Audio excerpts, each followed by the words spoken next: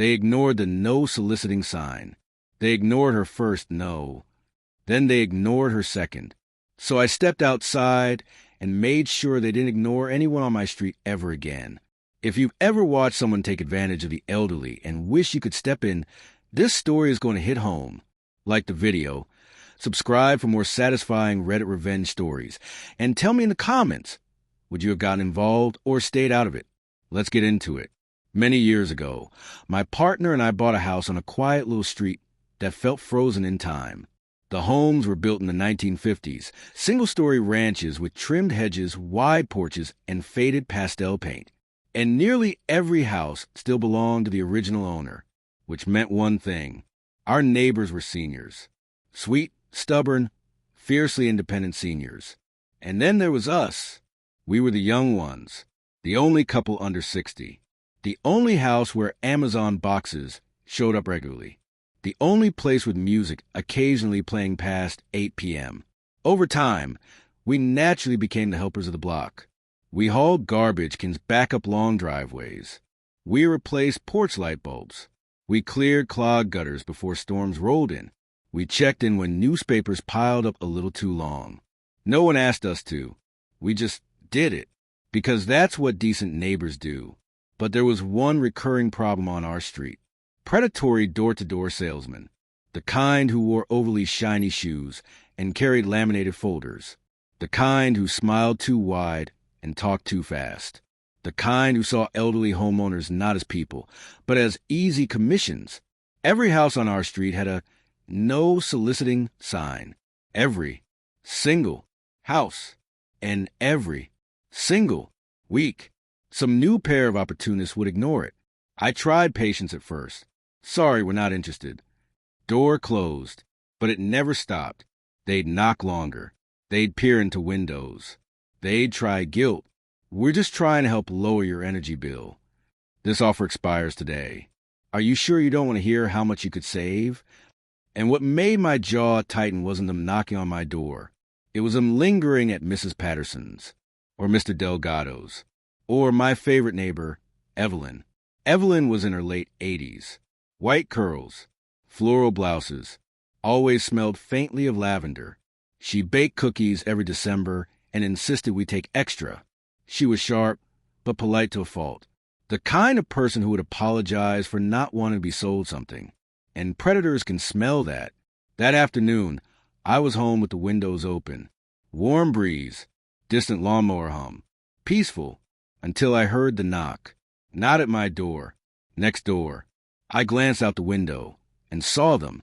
2 men, early 30s, polos tucked into slacks, clipboards in hand, smug body language. I watched them knock at Evelyn's door. She opened it. I couldn't hear everything at first, but I saw her posture. Slightly hunched, polite smile, hands clasped. They were leaning in, talking fast. She shook her head. Once, twice. Even from my house, I could read her lips. No, thank you. They didn't move. They kept talking. She repeated herself. No. And still they stayed. That's when I heard it clearly. Ma'am, if you'd just give us 5 minutes. 5 minutes. That's how it starts. I felt my shoulders tighten. That familiar heat rising in my chest. I stepped closer to the window. Evelyn said no. I shouted. Both men snapped their heads toward my house. She's fine, one of them barked back. She said no. Twice, I replied, and then the taller one smirked. Why don't you mind your own business? That was the moment. That was the exact second they crossed from annoying to unacceptable, because it was my business. This wasn't just a street. It was our street, and these were my neighbors. I didn't slam my door. I didn't stomp dramatically. I walked out calmly, deliberately. I crossed the lawn and stopped at the edge of Evelyn's walkway. Up close, I could see the details. Cheap cologne, sweat gathering at their temples, forced smiles turning brittle. Gentlemen, I said evenly, there are no soliciting signs on every house here. We're not soliciting, the shorter one snapped. We're offering a service. I tilted my head. You knocked on her door. You pitched a product. She declined. You continued. That's solicitation. They scoffed. She can speak for herself. Evelyn stood there, eyes darting between us, uncomfortable. And that's when I let go. Not yelling, not screaming, but sharp, clear, precise.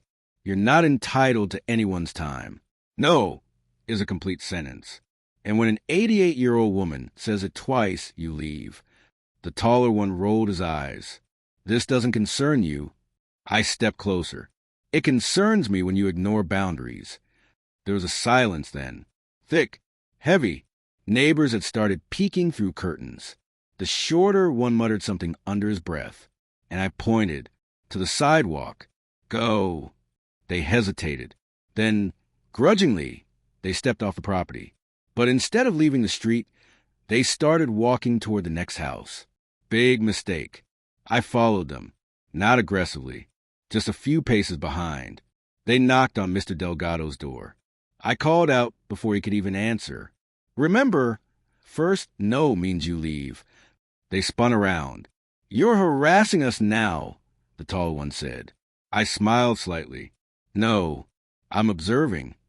Mr. Delgado cracked his door open, confused. These men are soliciting, I said. You don't have to engage. He blinked. Oh, no thank you, he said quickly and shut the door. The men stared at me, and that's when I made it official. I pointed down the row of houses. Every single one of these homes, they're under my protection today. They laughed. I didn't. If you knock, I follow. If they say no and you stay, I lecture. The shorter one clenched his jaw. You're insane. Possibly, I replied, but consistent. They tested me. Next house. Knock. An elderly man opened the door. Sales pitch started. No thanks, the man said. They lingered. I stepped forward. Gentlemen, I said calmly, what was the agreement? The taller one exhaled sharply. Let's go, he muttered to his partner. And they moved on, house after house. Knock, pitch, polite no, immediate retreat, because I was there, watching, smiling, waiting. By the fourth house, their confidence was gone. By the sixth, they didn't even finish their pitch. By the end of the street, they weren't knocking anymore. They just walked, fast, and I walked behind them the entire way. When they reached the corner, the taller one turned around. You're unbelievable, he said. I shrugged. Read the signs next time. They left, and the street fell quiet again. One by one, curtains closed, doors shut. Evelyn came outside a few minutes later. She walked slowly over to me. You didn't have to do that, she said softly. I wanted to, I replied. She smiled and squeezed my hand. That was enough. Some revenge is loud. Some revenge is destructive. And some revenge is simply drawing a boundary and enforcing it. They came looking for easy targets. They found resistance instead. And years later, it still makes me smile. If you enjoyed this story of neighborhood justice, hit that like button and subscribe for more Reddit revenge. Tell me in the comments, have you ever stepped in to protect someone? And if you had a street like mine, would you have done the same? I'll see you in the next one.